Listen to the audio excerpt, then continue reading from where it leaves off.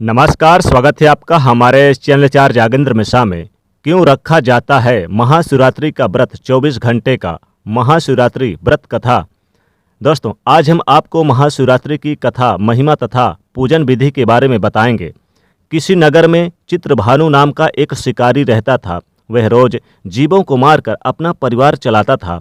एक समय चतुर्दशी के दिन वह शिकार के लिए जंगल में गया, पर उस दिन उसे कोई भी जानवर नहीं मिला। सारा दिन भूखा प्यासा भटकने के बाद वह एक तालाब के पास पहुंचा। उसने सोचा कोई न कोई जानवर यहाँ जरूर आएगा। वो वहीं तालाब के पास एक बेल के पेड़ पर चढ़कर बैठ गया। उस बेल के पेड़ के नीचे एक शिवलिंग स्थापित था, जो नीचे गिरे बेल पत्रों से ढक गया था। जब वो शिकारी पेड़ पर चढ़ा तो अपने लिए जगह बनाने के लिए उसने कुछ बेल पत्रों को नीचे फेंका, जो शिवलिंग पर चढ़ गए। इस प्रकार दिन भर भूखे प्यासे शिकारी का व्रत भी हो गया और शिवलिंग पर बेलपत्र भी चढ़ गया। एक पहर रात्रि बीत जाने पर एक हिरणी तालाब पर पानी पीने पहुंची। शिकारी ने जब उसे मारने के लिए बाण चढ़ाया तो वह रोते हुए बोली, मैं गर्भवती हूँ, मेरा प्रसव काल आ गया है। यदि आप इस समय मुझे छोड़ देंगे तो मैं बच्चे को जन्म देकर तुरंत लौट आऊंगी। यह सुनकर शिकारी ने उसे छोड़ दिया। उस समय कुछ और बेलपत्र भी नीचे गिरकर शिवलिंग पर चढ़ गए। इस प्रकार अनजाने में उससे प्रथम पहर का पूजन भी संपन्न हो गया। कुछ देर बाद उसे एक दूसरी हिरणी आती हुई दिखाई दी। उसने उसे देखकर बाण चढ़ाया तो हिरणी ने विनम्रता पूर्वक निवेदन किया कि हे शिकारी, मैं थोड़ी देर पहले ऋतु से निवृत्त हुई हूँ, अपने प्रिय की खोज में भटक रही हूँ और मैं अपने पति से मिलकर शीघ्र ही तुम्हारे पास आ जाऊंगी। तो शिकारी ने उसे भी जाने दिया। रात्रि के तीसरे पहर में शिकारी प्रतीक्षा करते करते कुछ बेलपत्र तोड़ तोड़कर नीचे फेंकने लगा, जो शिवलिंग पर चढ़ गए। तभी एक तीसरी हिरणी अपने 3-4 बच्चों के साथ वहां आई। उसे देखकर शिकारी बहुत खुश हुआ।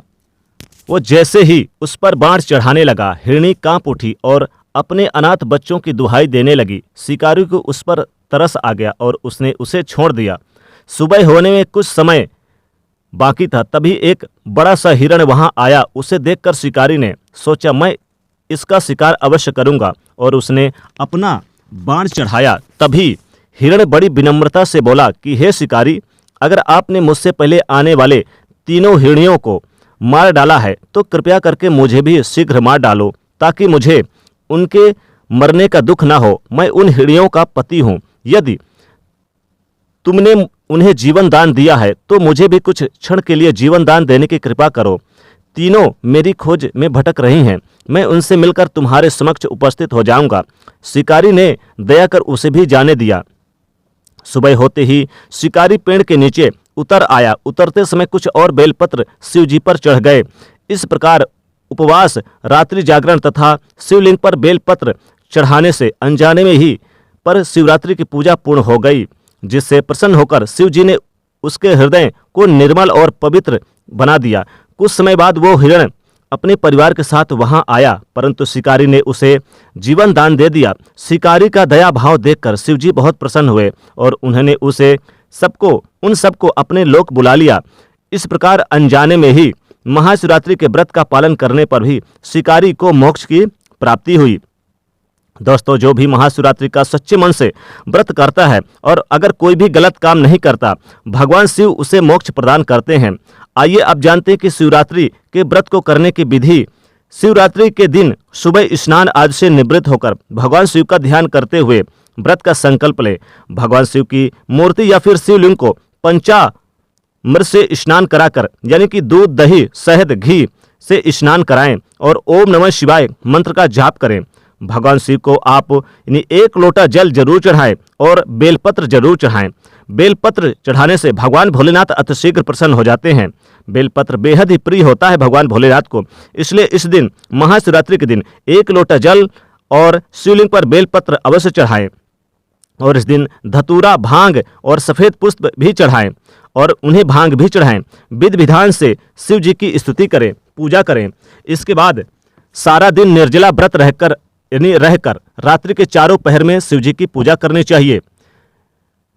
और इस समय शिव पुराण, शिव स्तोत्र आदि का पाठ करना परम फलदायी होता है।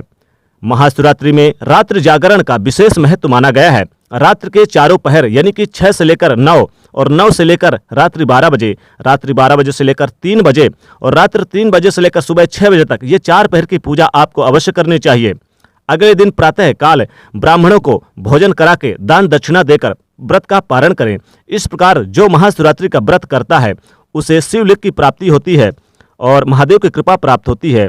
तो दोस्तों, इस बार की महाशिवरात्रि यानी कि विशेष फलदायी मानी जा रही है। इसीलिए महाशिवरात्रि के दिन भगवान भोलेनाथ की पूजा पाठ करके, अर्चना करके, उनके मंत्रों का जाप करके और आप 24 घंटे का व्रत निर्जला निराहार रहकर संकल्प ले और अपनी मनोकामनाओं को पूर्ण करने के लिए महादेव से प्रार्थना करें। तो दोस्तों, इसी के साथ समाप्त होती है आज की हमारी वीडियो। वीडियो खास पसंद आई तो वीडियो को लाइक करें, ज़्यादा से ज़्यादा शेयर करें और चैनल को सब्सक्राइब करिएगा। हर हर महादेव।